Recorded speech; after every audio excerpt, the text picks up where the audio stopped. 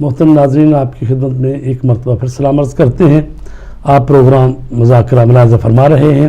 اور آج کا ٹاپک ہے میلاد امام حسن عسکری علیہ السلام، اور ہمارے ساتھ شریک گفتگو ہے علامہ سید نجم الحسن نقوی صاحب۔ قبلہ ایک مرتبہ پھر آپ کا شکریہ بھی ادا کرتے، اور بات ہو رہی تھی کہ کس طرح سے ائمہ اطہار نے اور خصوصاً یہ جو 9ویں امام، 10ویں امام، 11ویں، انہوں نے کس طرح سے چونکہ جانتے تھے کہ آئندہ وقت آنے والا ہے، غیبت کبریٰ بھی ہوگی، غیبت صغریٰ بھی ہوگی، تو اس زمانے میں ہمارے جو مکتب کے ماننے والے ہیں خصوصاً شیعان علی، وہ کس طرح سے زندگی گزاریں گے، تو انہوں نے جو نظام قائم کیا ہے اس کے متعلق آپ بات بتائیں۔ بسم اللہ الرحمن الرحیم۔ میں سمجھتا ہوں کہ اس کو اگر آپ لیں سرکار دو عالم صلی اللہ علیہ وآلہ وسلم ہی کی سیرت طیبہ کا تسلسل، نبی اکرم کے زمانے میں جیسے جیسے ظاہر ہے کہ پوری دنیا کے اندر مختلف علاقوں میں مسلمان دور دراز تک سلسلہ جو ہے پہنچا، تو ظاہر ہے کہ براہ راست پیغمبر اکرم سے رابطہ لوگوں کا ممکن نہیں تھا جی، اور اس زمانے کے وسائل بھی ایسے نہیں تھے کہ، لیکن یہ ہے کہ ظاہر ہے کہ راہبری کا سلسلہ چلنا ہے، تو پیغمبر اکرم نے نمائندوں کی صورت میں لوگوں تک میسج جو ہے پہنچایا جی، یعنی جب مکہ میں تھے تو مدینہ میں نماز کا قیام ہوا، جب مدینہ میں تھے تو دنیا میں مختلف جگہوں پہ، یمن میں، ادھر ادھر،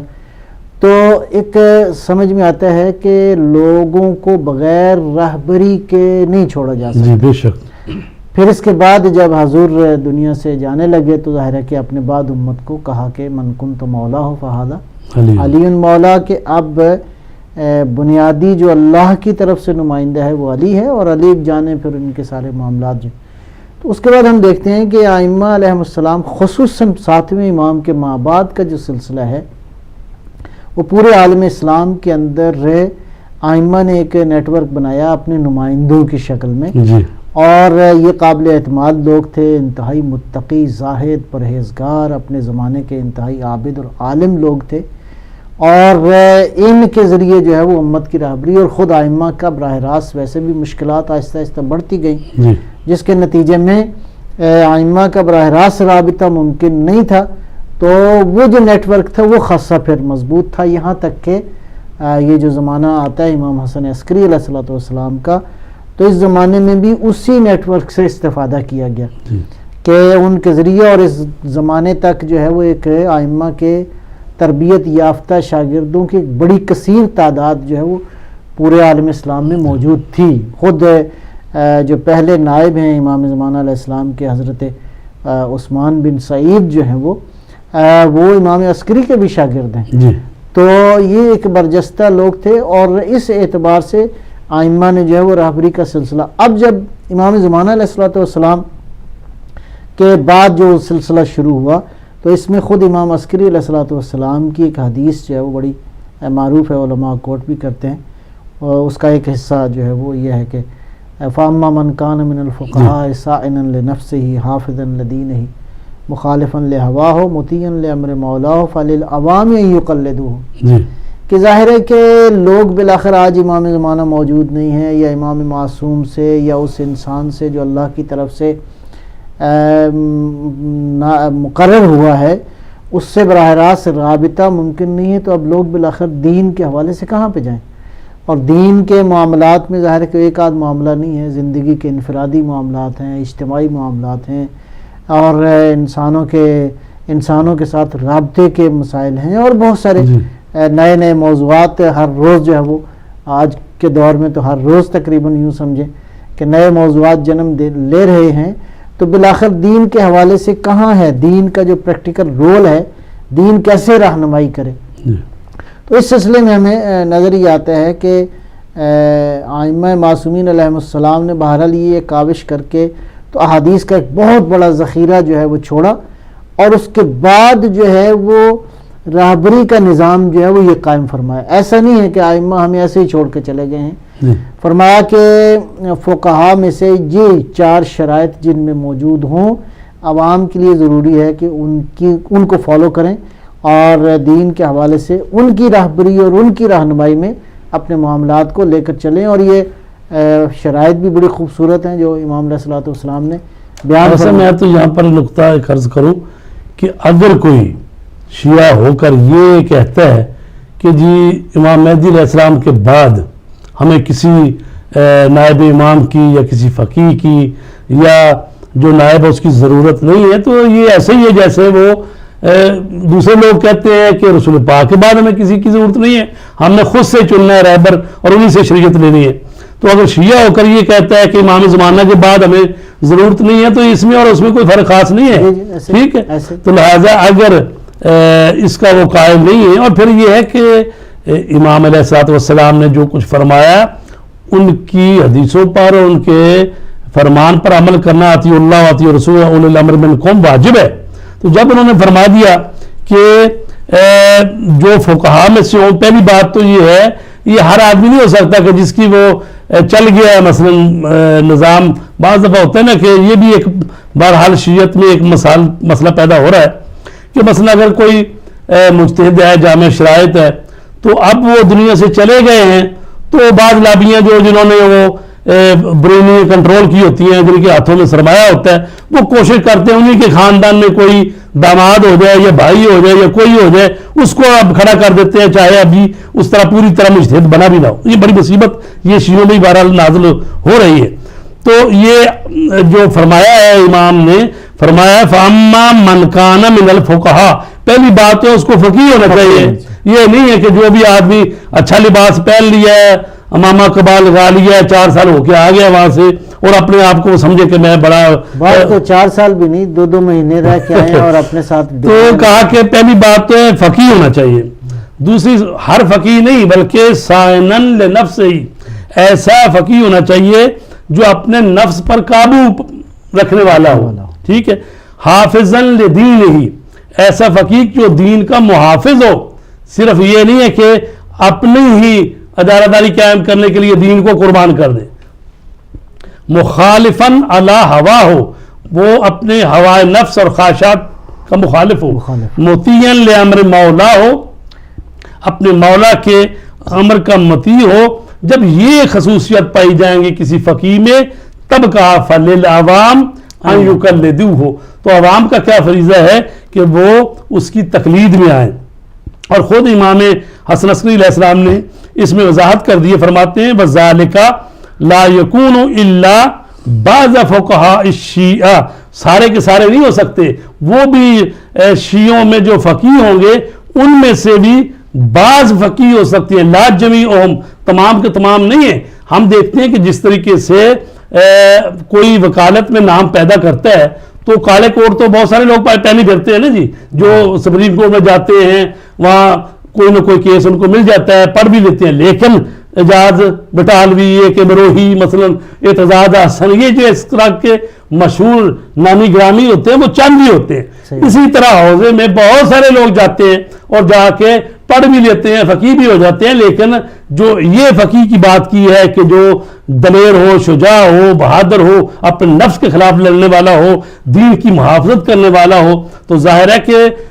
ایسا فقیہ ہونا چاہیے جس کی نظر پوری دنیا پہ ہو، معاشرے کو دیکھ رہا ہو.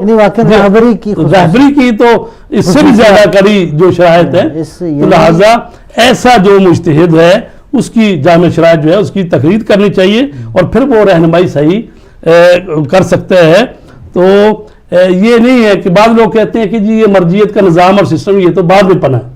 جبکہ ہم آپ کی خدمت پیش کر رہے ہیں کہ اصل میں یہ تو حضرت امام باقر علیہ السلام نے ابان ابن تغلب کو کہا کہ اجلس فی المسجد. میں عرض کر رہا ہوں کہ خود پیغمبر اکرم کے زمانے میں یہ واقعات ہوئے ہیں. ظاہر معاذ بن جبل کو بھیجا، ایک دفعہ قاری قرآن آئے کہ جی ہمارے پاس بھیجے، 70 کو بھیجا، اس میں کتنے شہید ہو گئے تھے. واقعہ جو بیر مولانا والا واقعہ پیش ہے. تو اسی طرح مولا علی علیہ السلام کے زمانے میں ظاہر ہے کہ مولا کا تو کیپٹل جو تھا وہ کوفہ تھا اور مصر میں محمد بن ابو بکر کو بھیج رہے ہیں، اور اسی طرح بعد میں پھر مالک اشتر کو بھیجا. اور کسی جگہ کسی کو بھیج رہے ہیں تو ظاہر ہے کہ اس وقت بھی معصوم امام ہوتے ہوئے بھی ظاہر ہے کہ اپنے اپنے جو صوبے اور دور دور کے ملک تھے ان میں تو آپ نے اپنے نمائندے بھیجے، اور وہ کوئی شخص کہے کہ جی میں تو مولا علی کی تو اطاعت کرتا ہوں لیکن ان کا نمائندہ جو بنا کے بھیجا گورنر اس کی میں اطاعت نہیں کرتا، اس کی کوئی گنجائش نہیں ہے۔ جب مولا کی اطاعت ہے تو پھر ان کی طرف سے جو بنائے گئے نمائندے ہیں ان کی بھی اطاعت کرنا ہمارا فرض ہے۔ ظاہر ہے کہ یہ اطاعت جو ہے وہ مولا کے حکم سے ہے۔ جب امام یہ کہہ رہے ہیں کہ ایسے فقہا جن میں یہ صفات پائی جائیں آپ نے ان کی تقلید کرنی ہے، تو لہٰذا ائمہ طہار نے یعنی تقریباً 9-10 امام سے اس کو زیادہ بخشی گئی ہے رونق اور اس کو زیادہ بہتر کیا گیا ہے۔ ہم تو دیکھتے ہیں کہ امام موسیٰ کاظم علیہ السلام کے زمانے میں بھی جب وہ واقفیہ بنے ہیں تو اس وقت بھی انہوں نے یہ نیٹ ورک قائم کیا ہوا تھا، لوگ نمائندوں کے پاس جو ہے وہ وجوہات اکٹھے ہوتے تھے۔ وہ علی ابن حمزہ بتائیں گے کیوں گمراہ ہوا، اسی لیے کہ اس کے پاس اتنا مال جمع ہو گیا تھا۔ اب وہ اگلے امام جو امام رضا علیہ السلام آئے ہیں ان کے حوالے نہیں کرنا چاہتا، تو ظاہر ہے کہ اب بعض لوگ کہتے ہیں جی بھی مجتہد بھی تو گمراہ ہو سکتے ہیں، میں کہتا ہوں آپ مجتہد کی بات کرتے ہیں، یہاں پہ تو قرآن مجید بڑا ہے، رسول پاک کے اصحاب کی بات نہیں کی گئی، تو لہٰذا اصحاب بھی یہ جو امتحان ہے ہر بندے کا لیا جاتا ہے، کوئی کسی مقام مرتبے پر پہنچا ہو اس کا امتحان ہوتا ہے، ٹھیک ہے جی، تو لہٰذا مجتہدوں کا بھی امتحان ہوتا ہے، ہر ایک کا امتحان ہے، لیکن ایک نظام اور سسٹم ہے اس میں رہنا چاہیے ہمیں، یعنی وہ سسٹم ہے اور بنیادی طور پہ ان شرائط کو دیکھنا چاہیے کہ ان شرائط کو ہوتے ہوئے اگر کسی شخصیت میں ہے تو وہ بہرحال یہ اس نظام کے بغیر اب چارہ ہی نہیں ہے۔ بالآخر یہ ہے کہ کون ہے جو راہبری کرے، کون ہے جو دین کا اصل میسج آپ کو پہنچائے، کون ہے جو دین کی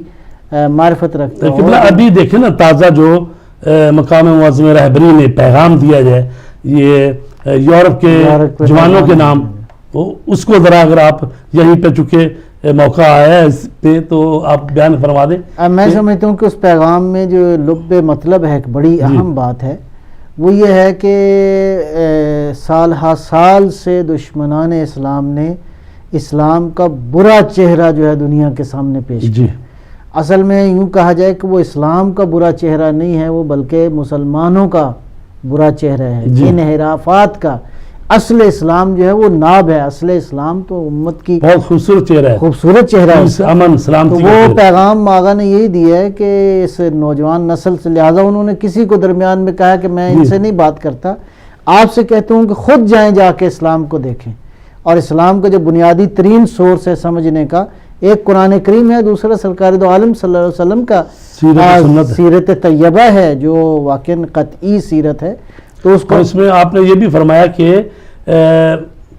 نوجوانوں سے کہ یہ جو یورپ کی حکومتیں اور اس طرف کے لوگ ہیں یہ کیوں آخر سال کے بعد ایک بات کو سمجھتے ہیں، ٹھیک ہے۔ انہوں نے کہا کہ بھئی جنگ عظیم 2 کے بعد جو معافی مانگ رہے ہیں یا اسی طرح وہ جو اس سے پہلے جو باتیں ہوئی ہیں تو ان کی بعد میں آ کے 200 سال 300 سال بعد معافی مانگتے ہیں، تو اسی وقت بر وقت کیوں نہیں سمجھتے؟ ہمارے ساتھ ایک کالر ہے میرے خیال، جی السلام علیکم، ڈراپ کریں گے جی، تو اس کو بھی ہمیں سمجھنا ہے۔ واقعاً یہ ہے کہ یہ ایک اور پھر یہ بڑی خوبصورت بات ہے۔ جی بسم اللہ جی السلام علیکم۔ السلام علیکم۔ جی وعلیکم السلام، کون میرے بھائی؟ جی میں علی بات کر رہا ہوں جی، اور آپ دو مولانا صاحب آپ دونوں کو امام حسن عسکری علیہ السلام کی ولادت کی بہت بہت مبارکباد، اور تمام مومنین مومنات کو بھی جو ہدایت ٹی وی دیکھ رہے ہیں، جو نہیں بھی دیکھ رہے، جو جہاں کہیں بھی، سب کو مبارکباد۔ جی آپ کو مبارک۔ اور جو مولانا صاحب جیسے آپ نے یہ بہت اچھا اس وقت بات کہی ہے مرضیت کے حوالے سے،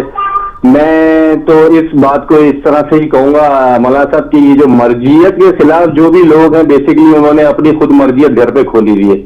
وہ اپنے حساب سے چلنا چاہتے ہیں، وہ جو چاہتے ہیں وہ یہی کہتے ہیں کہ بس جو ہم کر رہے ہیں وہ صحیح ہے۔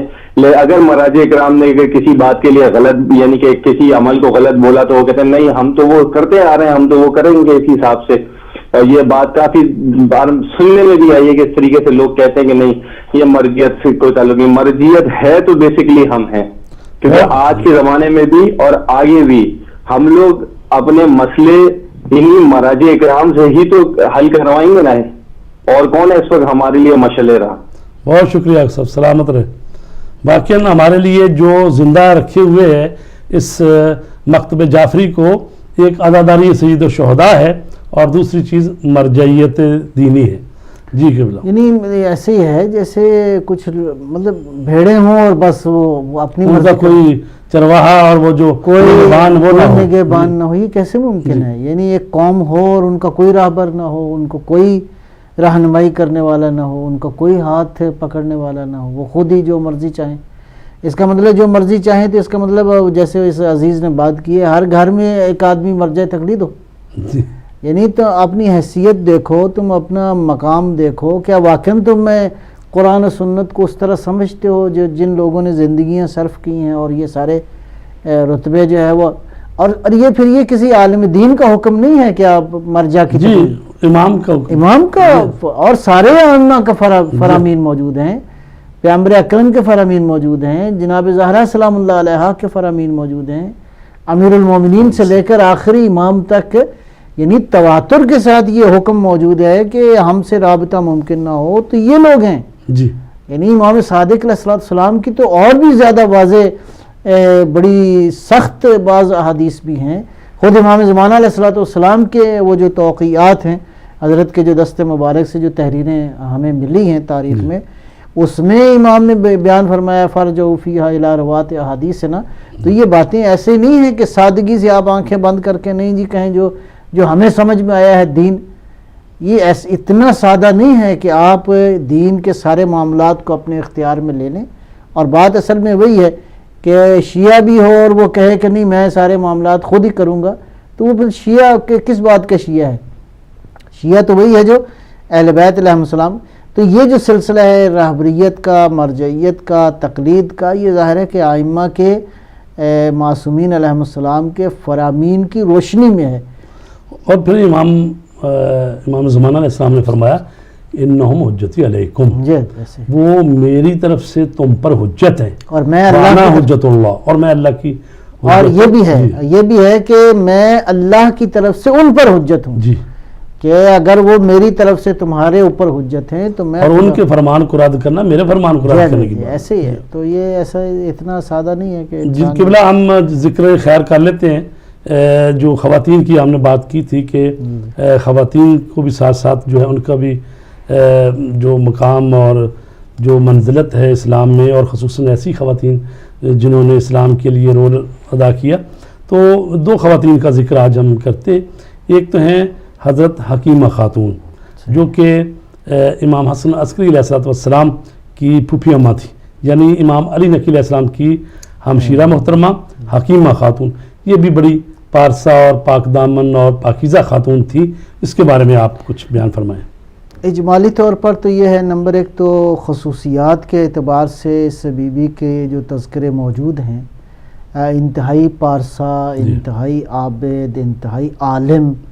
یہاں تک کہ بھی، اور پھر خصوصاً یہ جہت بھی بڑی اہم ہے کہ جس شخصیت کو 4 امام معصوم اماموں نے قصب فیض بھی کیا ہو اور ان کا اعتماد بھی اس بی بی کو حاصل رہا ہو. اور خود کیا کہتے ہیں کہ حضرت بی بی نرجس خاتون سلام اللہ علیہا کی تربیت کے حوالے سے امام ہادی علیہ السلام نے جو ہے وہ خصوصاً ذمہ داری بیان فرمائی، کہا کہ دینی حوالے سے آپ اس خاتون کی جو ہے وہ تربیت کریں. تو یہ بڑی بات ہے. اور اس کے بعد میں یہ بھی ملتا ہے کہ جناب حکیمہ خاتون جو ہیں حتیٰ امام زمانہ علیہ السلام کی سفارت کے امور بھی انجام دیتی رہی ہیں. اور جناب حکیمہ خاتون جو ہے وہ علاوہ بری ان کا جہاں پہ قیام تھا وہاں پہ ان کا درس و تدریس کا سلسلہ بھی جاری تھا. لہٰذا آپ کا مقام جو ہے وہ یوں تقریباً شاید کہا جا سکتا ہے تعالی تلو عصمت والی کیفیت جو ہے وہ نظر آتی ہے جو روایات میں نے تو بعض جگہ پڑھا ہے کہ جس طرح حضرت زینب سلام اللہ علیہ امام حسین علیہ السلام کے لیے، اور اسی طرح یہ بی بی حکیمہ خاتون جو ان ائمہ طہار کے لیے تھی، اتنی بڑی منزلت تھی. تو یوں کہا جا سکتا ہے کہ ان نمونہ خواتین میں سے ہیں جو اپنی پارسائی، اپنی علم، اپنے زہد اور اپنی تمام تر وہ جو اعلیٰ انسانی خصوصیات ہیں. اور خصوصاً یہ وہ جب ابھی عرض بھی کر رہے تھے کہ یعنی یہ وہ زمانہ ہے کہ جس زمانے میں لوگوں سے رابطہ ممکن نہیں ہے ائمہ کا, جی جس زمانے میں چاروں طرف سے رکاوٹیں ہیں اور ائمہ کے گھر میں یعنی جاسوسوں کا پہرہ ہے, جی اور ایسے حالات میں اسرار کی حفاظت کرنا, حقائق کی حفاظت کرنا ائمہ کے حوالے سے, تو میں سمجھتا ہوں کہ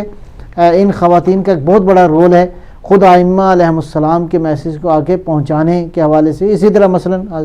تفصیل میں انشاءاللہ پھر عرض کریں گے, حضرت بی بی معصومہ فاطمہ معصومہ کا ایک بہت بڑا رول ہے کہ امام